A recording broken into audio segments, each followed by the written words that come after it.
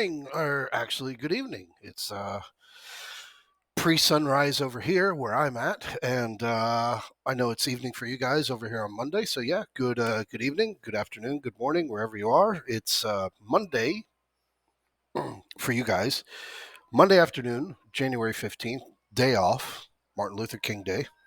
And heading into this week, being January 19th, this is going to be a pretty quick view over, not because I don't want to spend a lot of time on it, but because it's what I call the blah week. It's the second week of earnings. We have zero economic data. We've got some Fed bill auctions and housing numbers. Housing is really where it's all at. We get some retail sales over there. We do get the occasional Fed speaker here and there that will be coming in, which some are scheduled, some are not scheduled. But the World Economic Forum over in Davos is what's kicking off this week. And that has always been a very interesting time because you have the power of the world over there where the power of the world is. And everybody comes out and makes their little comments early in the morning, hosted by CNBC and a few other companies that are out there. And it's just one of those realistic, everything is bullshit kind of weeks where you start to realize that going to work, giving up your time, your skills, your education, your effort, so that you can be provided an income for what you do. And then all of a sudden, that one day later in the week, maybe every 2 weeks, the government decides to come in and say, hey, we're going to take 40% of that. You never see them. You never, ever see them. Your year, your month, your week, you never see them. But every week when it's time for you to get paid, they show up. This is why you want to be trading, and this is why you want to be offshore when you're trading, so that you don't have that problem moving forward. Trust me when I tell you, life is pleasant. In fact, life is so pleasant, I actually had to use a blanket last night. It was 74. Currently, right now, 5:30 in the morning, 74 degrees. I think we got down to like 73, 72 last night. I had a blanket. I know a lot of you guys are sitting there going, fuck you. Well, how about this? I found this and I shared it because this just seems too brilliant. And again, some of the things that you find out there on the internet where, like Jack Epcock told me, he's out there shoveling snow all day on Friday morning and he missed out on that JP Morgan, I'm going to make you my bitch trade. Well, little things like this can help you and save you from that. So go on to JP Morgan real quick here. JP Morgan on Friday, like I said, I am going to make JP Morgan my bitch. And what did you get there on Friday with the 0 DTE? 20 cents, 350. 1,650%. But it allows me because I sent out 4 emails on JP Morgan. And I'll go over those quickly here. This is what I mean by it's the blase week.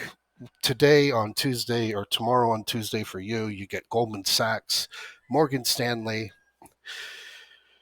And that's pretty much it for the rest of the entire week. There are no major names whatsoever, nothing out there at all.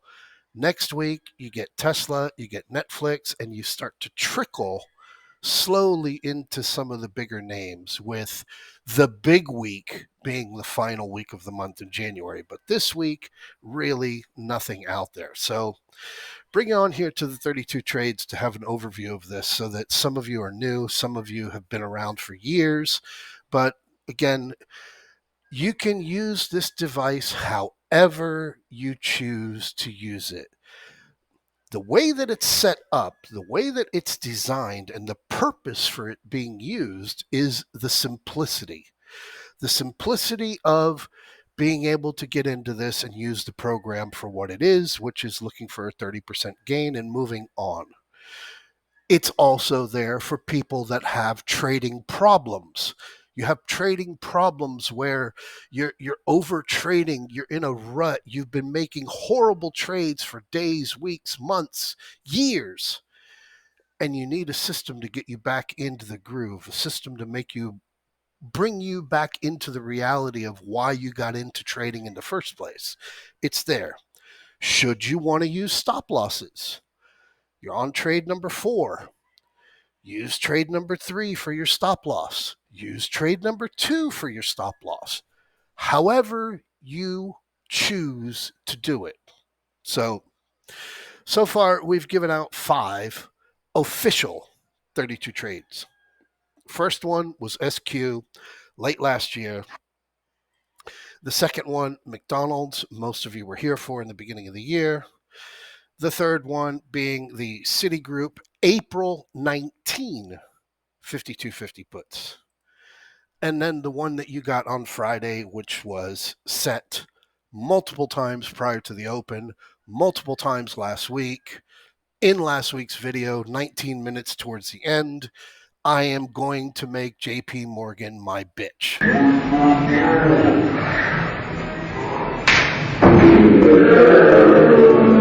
So again, just looking over that alone, this is the history of the Square January 1980 puts. We got in at 3.25. They dropped down to 295. They peaked at 13.19, and they're trading right now right around $12. Expiration is this Friday.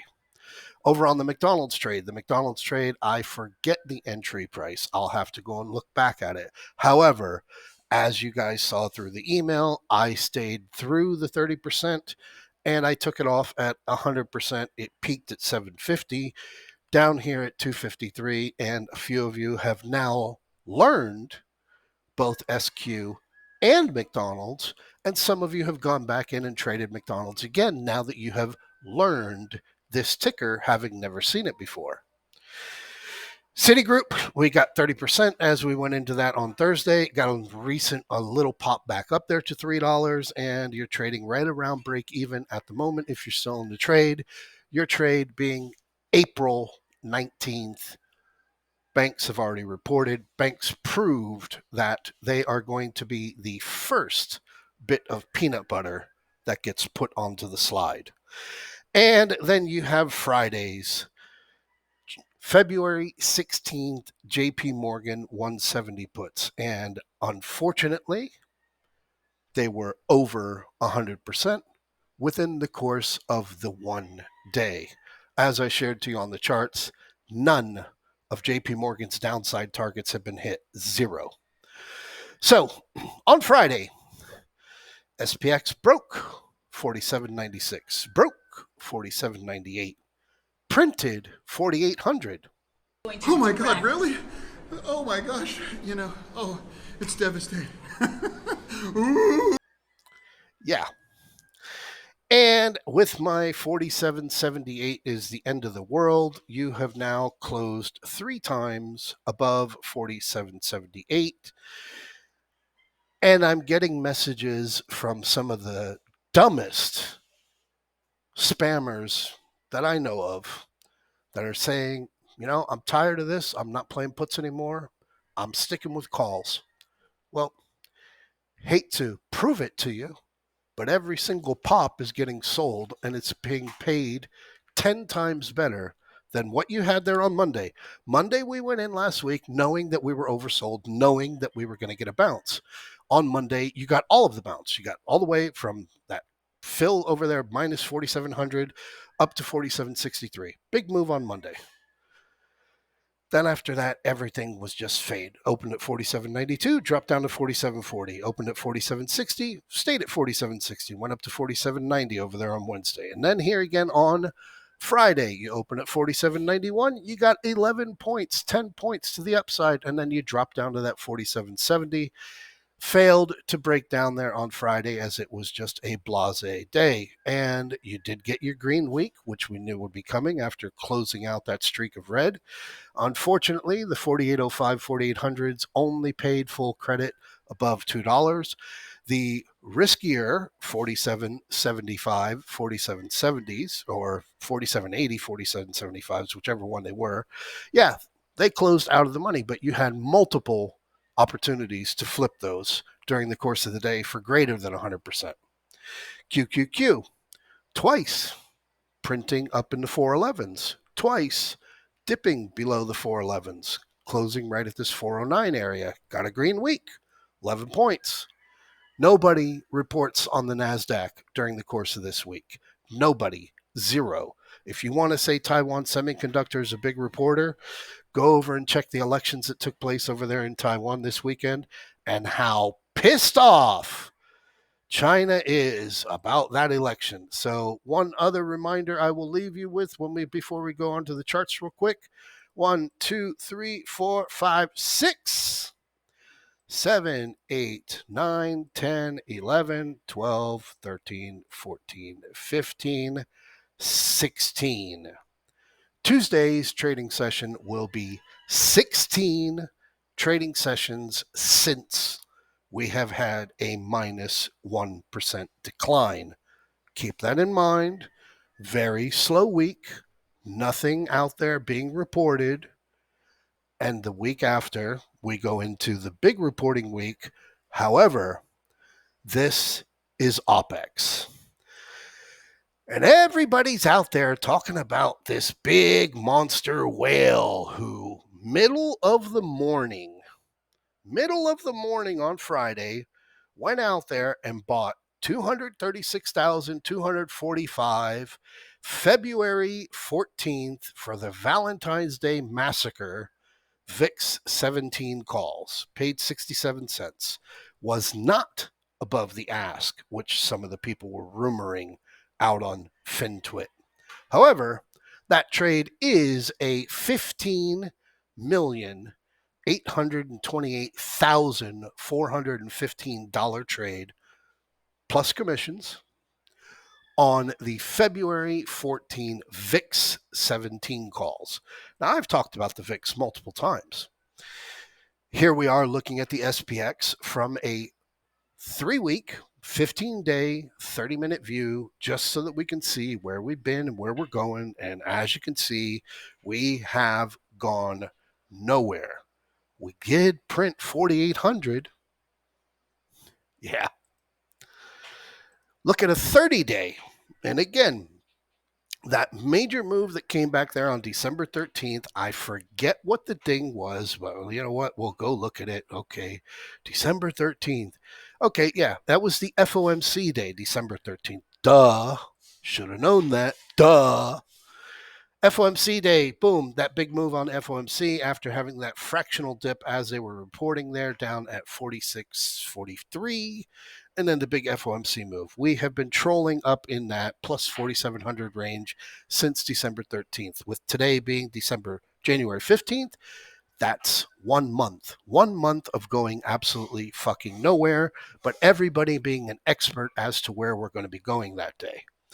So 47.78 is the end of the world. That's it. 47.74 is the 23.6 retracement as of now, down to the recent lows that we had last week. 47.40, 47.37, as I've said multiple times, opens up the can of worms where everything needs to be proven. And we have zero gaps until we get down to where we broke above that trend line coming from the all-time highs down here at 45.65, 45.49. Do your math. That fits into the SPX monthly range count. Look at it from a wider point of view, and yes, there are a couple of gaps which have not been filled, which are way down there, which we start to get into a little bit more aggressively as we go into February. The VIX, and this person having purchased February 14th, 17 calls. Well, here was our October 23, with October 27 over here having been where we actually bottomed on the SPX. And you guys remember when we were there, having been getting aggressively bullish, I continued to point out the VIX plus 21, the VIX lower highs, the VIX due to be crushed, the bounce due to be happening, and Israel went into Gaza, which now they are very close to being bankrupt for that, taking money out of their health fund in order to fund the war, while the U.S. is over here using multi-million-dollar missiles to pull $100 drones from the fucking Houthis out of the sky. On the VIX, your drop over there from October 27th when Israel went into Gaza, down, boom, below 16, down below 14, down here onto that 1255. And we have been trolling that 1255 for the better part of 2 months now. We'll move this out custom just so you can see it a little bit more clear. Let's go to November 6th. And we'll stick with the 30-minute. Yeah, why not? We can fit it all in there. Yeah, there you go. Drop below that 16, down on into that 1255 as we went into Thanksgiving, and we have just been trolling this area. Now, very interestingly, as you can see, we have a gap. I'm not even going to bother to draw it. We've got a gap over here from over the weekend, which we tend to get every weekend. Every weekend as we go into Monday, the VIX tends to gap up. And what happens then? The VIX winds up filling that gap during the course of the week. So again, being down here at this 1339 below it, there's absolutely nothing to get your dick hard about. Nothing at all. 1255 getting below it, yeah, you can start getting aggressive about there's going to be a dip over there on the SPX. But as you're up here at 1339, it means absolutely fuck all.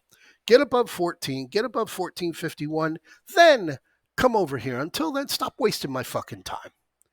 But that's really where you're at. You're in this 1255, 14 zone, and there's nothing aggressive taking place out there, which is why any of these SPY, SPX, QQQ puts, every time you guys ask me, I'm always telling you, go out. Go out. Bigger picture, broader picture, wider picture. You're going to trade this short-term stuff. You're trading it with pocket change. You're trading it with a couple of dollars. You're trading it like you traded the JP Morgan on Friday. You know, the JP Morgan on Friday, you go out there, a couple of guys are talking about it. Ah, fuck, I missed that. Yeah, well, guess what? $20 a contract, 3 contracts, $60. You're sitting over here with over almost, call it $1,000 off of your $60 on Friday. That's what these things are made for, these zero DTEs, these shorter time frame trades. Nobody's going to go out there and put $1 million. That's why you go over there and look at the volume there on Friday on those JP Morgan 172.50 puts. Nobody went out there and put $30 million on that, even though that trade was one of the easiest trades to see. So NVIDIA, I'll leave you here. NVIDIA, tracking this move, trying to look at it from a bullish perspective. I really am.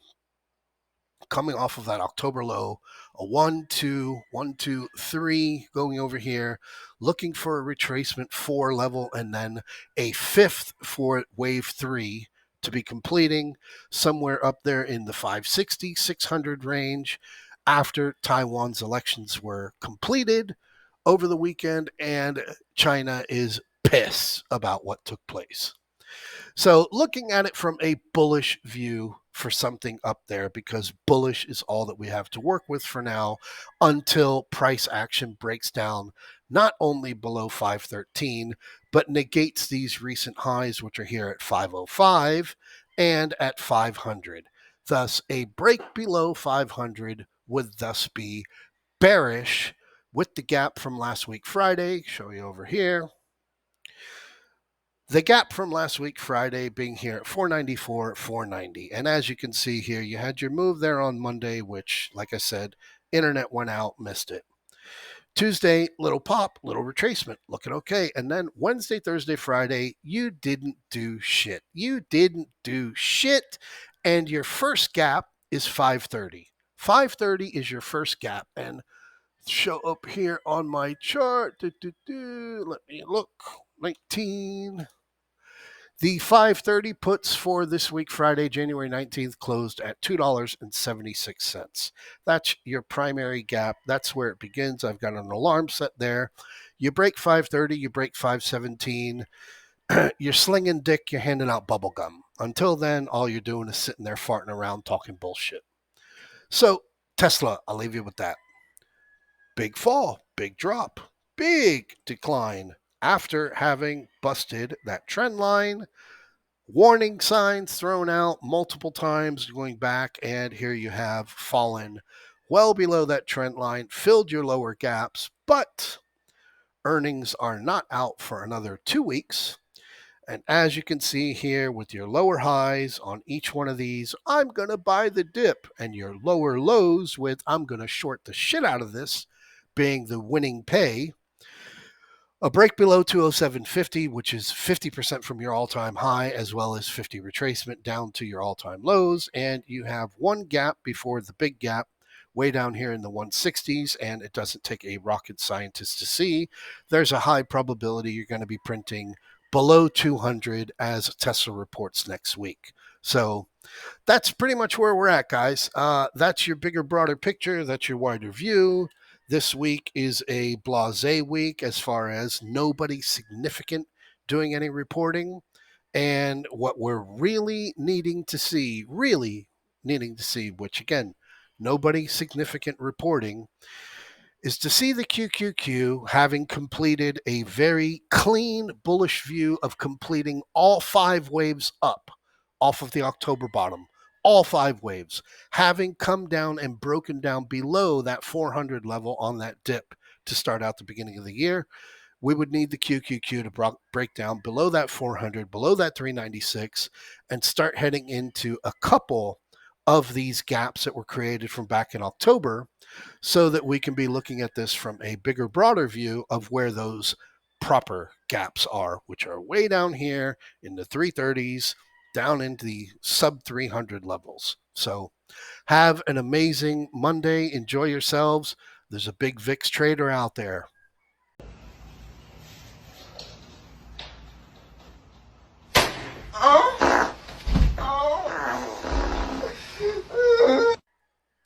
So fucking what? We trade what we trade. Anybody needs anything, send me some messages. I will be doing one-on-one calls again this weekend, having enjoyed an amazing, amazing Saturday 50th birthday. Talk to you guys soon. Have a great day, and I'll see you in the chat room.